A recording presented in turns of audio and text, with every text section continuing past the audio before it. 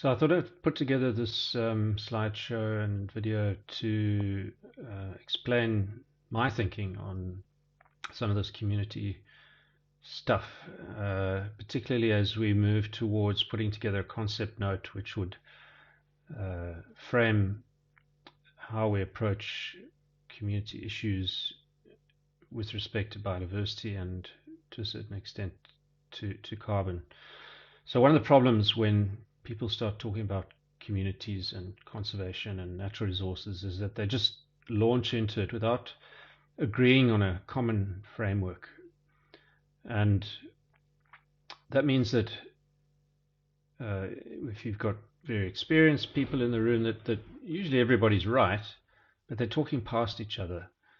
They're not talking with a common lens, and this is what a framework gives you. It gives you a common lens through which to see a problem so that you can talk about the same thing. And frameworks lend themselves to the development of metrics, and I'm going to go all the way through to the end in my thinking here, which may or may not be how we end up doing it, but that those metrics can then be combined in some kind of index. So let's just go through what I've got on this slide here. I've got the three most common and widely used frameworks to think about communities and natural resources, and that is the Sustainable Livelihoods Framework, which has been developed over many years by the DFID and the University of Sussex and various pioneers in the sense of thinking about rural livelihoods. A very good framework, widely used. We then have a common pool resource framework, which emerges from the work of Elinor Ostrom's work on common pool resources, and we'll have a look at each of these in a little bit more detail. And then a rights-based framework. And then I'll go on to introduce what I am developing as an idea, which is this community license for biodiversity conservation. So let's start with framework number one, which is this rights-based approach or rights-based framework. This is the idea that a community has a bundle of rights, and these rights either exist or have been taken away or are fully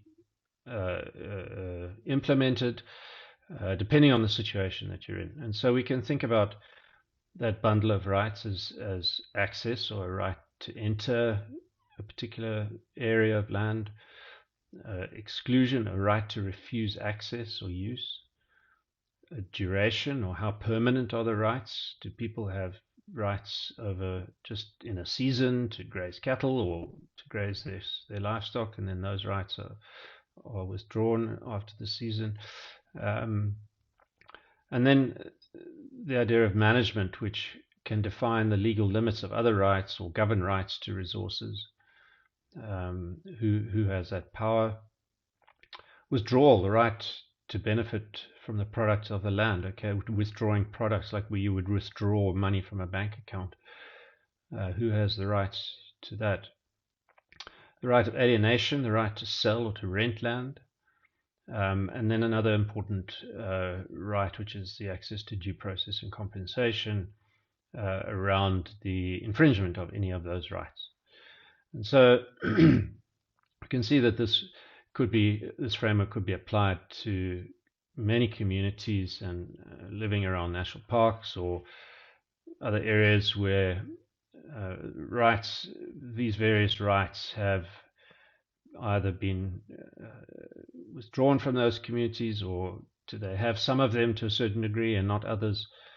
And if we were going to try and address grievances or issues in a community, we might look at these rights, and see what we could change or improve or make better, not only for the community but for management as well.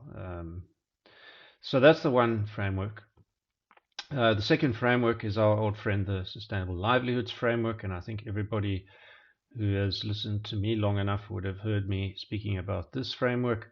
The idea that a rural livelihood requires these communities or capital, as it were, sort of these different bank accounts where different uh, uh, qualities of goods need to be in place in order to have a sustainable livelihood.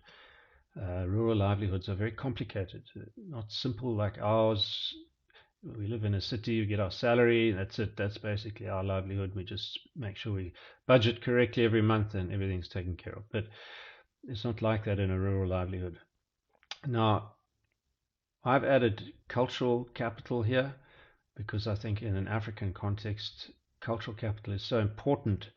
It's been so historically oppressed that there's a great rediscovery of culture in Africa, and it's essential to giving people pride and to um, any culture, has cultural celebrations around food and music, and they're important.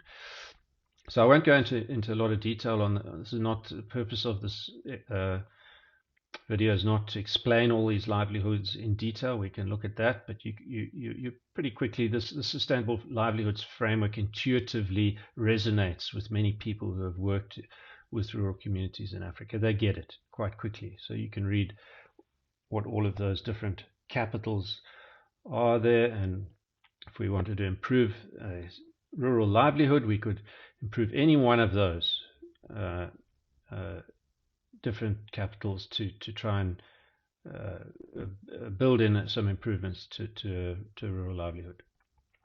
And then framework number 3 is this common pool resource framework. And again, I don't want to explain this framework in a lot of detail, but these 8 governing principles are have emerged from the work of Elinor Ostrom, from her Nobel Prize winning work, and it's somewhat amazing to me that this has not penetrated the conservation community very much, given the high profile that it's received in the certain communities that work around natural resources and governance. But basically, in a very simplified way, what Elinor Ostrom has found after studying literally hundreds and hundreds of community-based natural resource and common pool resource usage institutions and structures, she makes the generalization here that if you have these 8 rules in place, these 8 things in place, then a community will successfully use their resources sustainably. That the idea of a tragedy of the commons, in fact, does not exist. That idea is only in very, very rare circumstances where you have a completely ungoverned commons, where everybody can help themselves. And those, in fact, hardly ever occur. And so her big revelation that led to not only that, but one of the things that led to her Nobel Prize was that she proved that the tragedy of the commons was not the only outcome of a community managing its natural resources. 2009, first woman to win the Nobel Prize in economic sciences for her analysis of economic governance, especially the commons. Challenged the conventional wisdom by demonstrating how local property can be successfully managed by local commons, or local communities that should be, without any regulation by central authorities or privatization. So we can use that lens as well, that framework. So those are the 3 frameworks. I want to introduce another concept now, which is your social license to operate. This phrase emerged from the mining industry, where lots of protests around, NIMBYs, not in my backyard, people not wanting mining operations going, objecting to pollution from mining operations. And it was really an acceptance by the mining industry that said you may have all the legal rights, permits, government licenses to operate, but there is a cost to ignoring the community, and that cost can sometimes lead to the shutting down of a mine. This is not a small cost. So accepted that they would need this social license to operate, to avoid protests and legal challenges, reputational risk. And the question is how do you get that? And we'll have a look at that a bit later in this video. So there is a structure to how we might approach the social license to operate. Again, assuming that you can have any legal mandate you like, but you need a social mandate too. And that is a three-step process here, is to, first of all, obtain social legitimacy, which answers the question, are they one of us? The second is to obtain credibility, which answers the question, do they do what they say they're going to do? And the third is trust. Are we willing to be vulnerable to their actions? Let's have a look at how we might achieve those three things in a conservation context.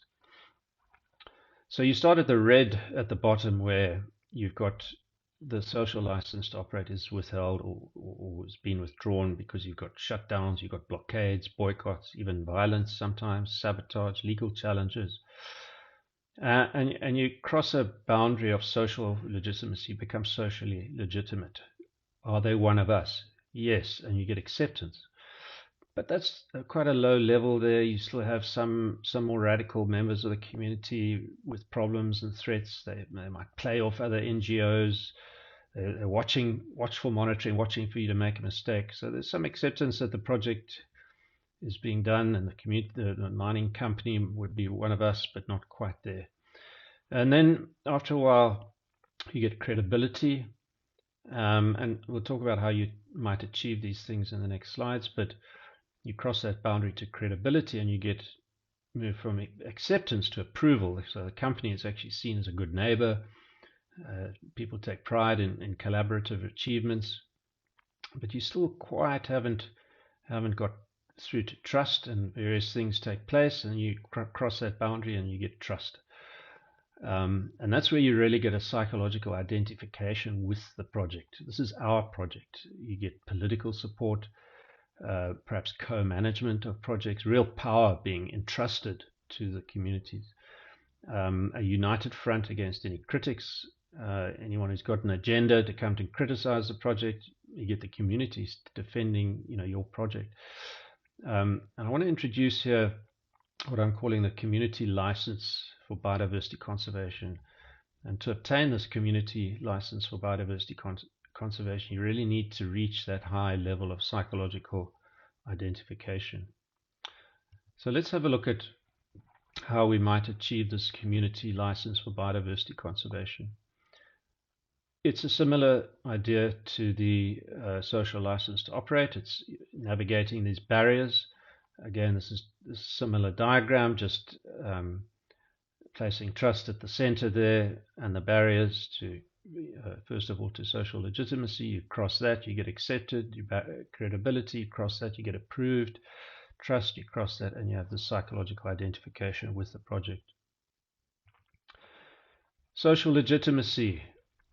I don't have all the answers to how we might achieve this. This requires a lot of thinking and is context specific as well. And I can't address every context, but are they one of us? How do you become one of a community? Well, how about participating in social activities? You go and sit around that beer drink there, and you have your straw in the beer drum there. You're immediately part of that small group of people. So you participate in celebrations, sport, religious occasions, respect local traditions. It doesn't happen quickly, but by doing these kinds of things, you become one of the community. And of course, alcohol being a big social mixing or bonding drink, that's often at the center of some of the social legitimacy celebrations that are important to participate in. So let's say we do that, and then now we've got to establish credibility. Do they do what they say they are going to do? And we'll have a look at some ideas on how to manage this. Managing expectations, of course, really important. They're always very high going in a project. Deliver quickly on some objectives. Show people that you can deliver on something small. Scale appropriately. I've got a graph that shows that in a few more slides. Project management must include credibility considerations. Make it explicit in your project management. We need to build credibility. What do we need to do that? And of course, the whole idea of participation comes out very strongly whenever we work with communities. It's sort of another separate piece almost, a methodology in its own right. But once you get that participation, that can really help you with credibility when you have delays or failures or projects not quite going to plan. And then trust. People are very quick to say we want the communities to trust us. But let's have a look at what trust actually means. It means that, are we prepared to make ourselves vulnerable? And the first thing to remember about trust is that it only works both ways. Okay, think of your own life and your own relationships of trust. And you don't trust someone unless they trust you. It's just a very simple transaction there. So this often is very difficult to achieve because people managing projects don't want to give away power. They want to retain power because actually they haven't reached that level of trust with the community. And when I know that trust has been reached, I see real power, real decision-making power put into the hands of communities. Then I can see, okay, there's a level of trust here that's working both ways. So does your project build in giving trust as well as receiving it? What are you going to give away eventually when you've established the other two criteria? It's a very high level of relationship and it takes time. I think we need to just be clear about that. And the question is, do you want trust actually? There might be some situations where if trust is broken, there'll be very profound consequences. You might want to just stay at the level of credibility for a while before you launch into trying to really give away power and have that really trusted relationship. It depends. And so if we pull this all together in this slide here, we can see at the top there in blue, we have a framework. Okay, in this case, we've got 3 different frameworks. Each of one gives us a slightly different lens on what's important in terms of community interactions and solving community problems and a lens to see those problems through. But what's quite nice here is that it translates into a logical framework of cause and effect relationships. So if we, for example, have an action or an input that says we're going to expand the rights where possible, or for the Sustainable Livelihoods Framework, we're going to increase the community capital somehow, we're going to implement some rules for common pool resource management.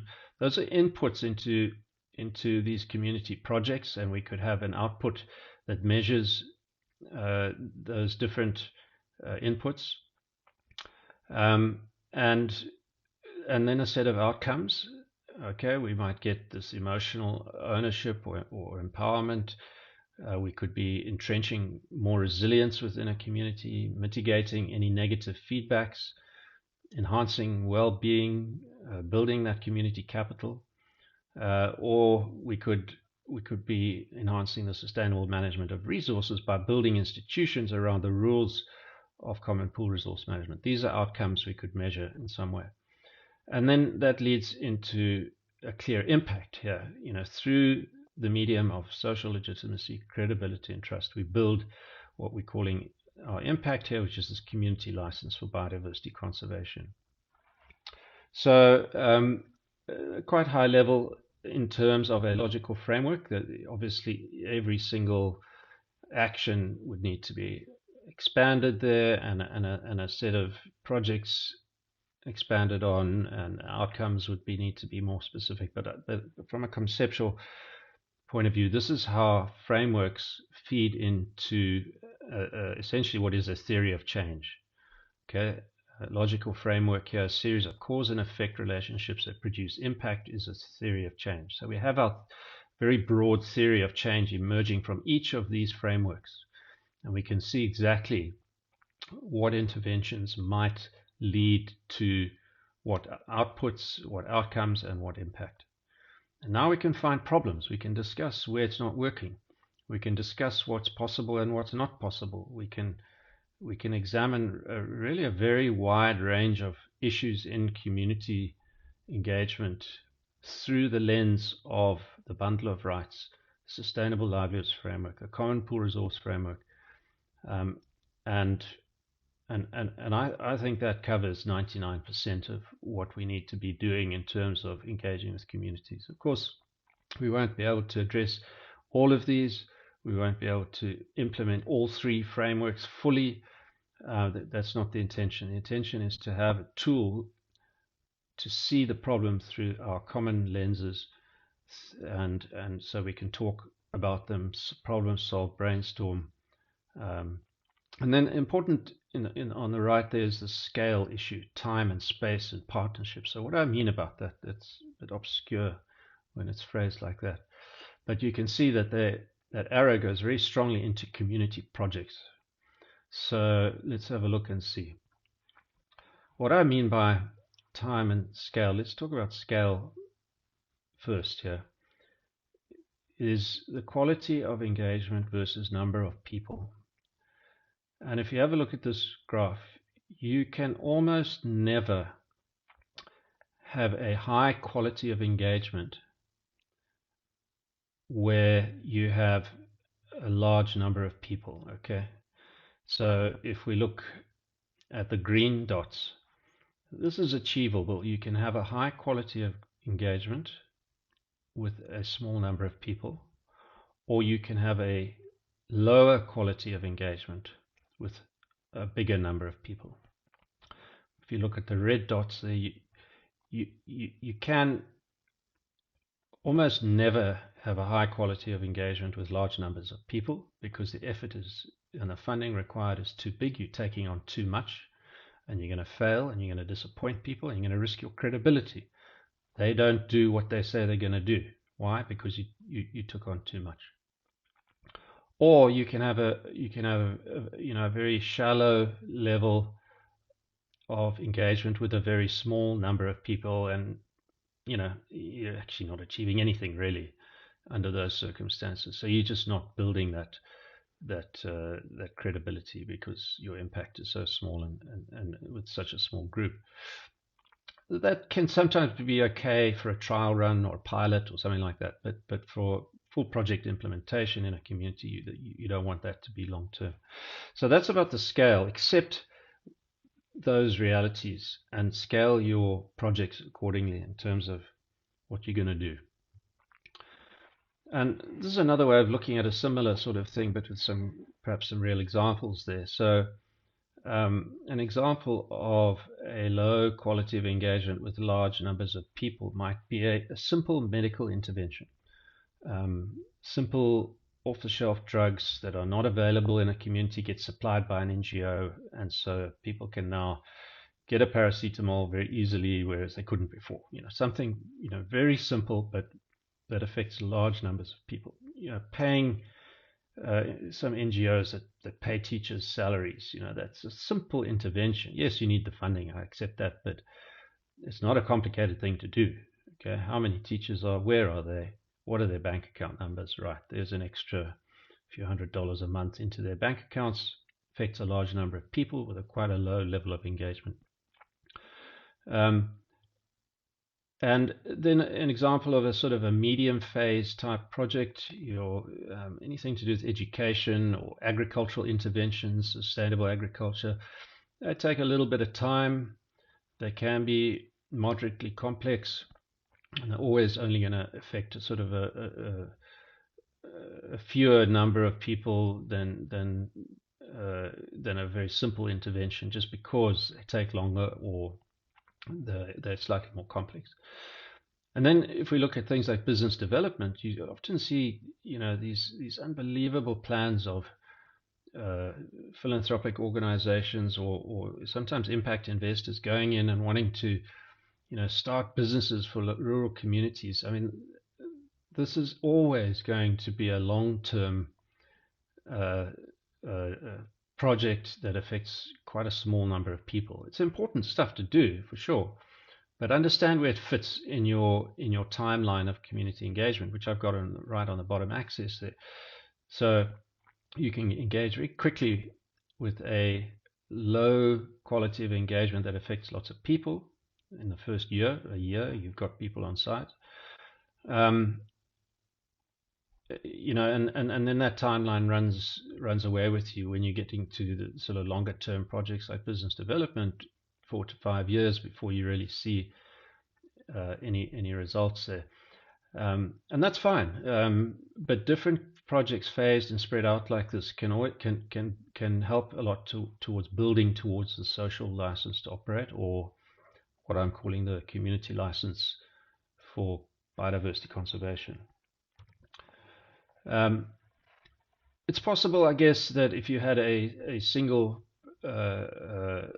project that you could start off, you could structure it in a way where you'd have a low level of engagement with lots of people that started off, and then that scaled out over time towards a much higher level of engagement for fewer people.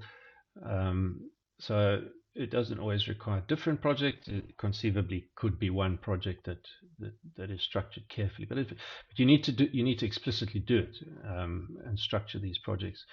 And if you think about that social license to operate, and you start thinking about social legitimacy, credibility, trust, and how your project builds that, then it becomes pretty clear on how you need to phase these projects. And then some ideas here for how we might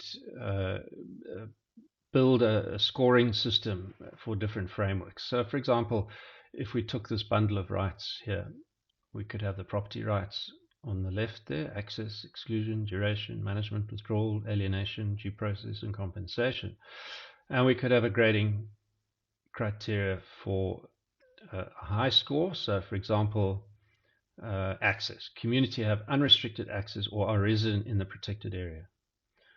The low score: access only allowed on the same terms as anyone else, example, tourists. So that community might be living on the fence line, but they've still got to pay $20 to go into the park if they want to do anything, and they're not allowed to touch anything when they go in.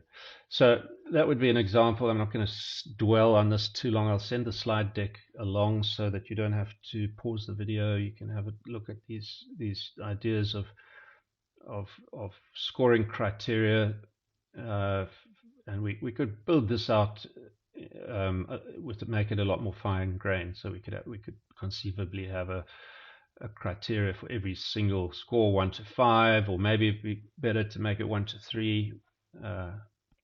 Lots of ways of structuring that. And then your performance indicators, you could have, if it was the bundle of rights or the rights based framework, we could have these performance indicators where your goal was to restore property rights to a level acceptable to both management and community.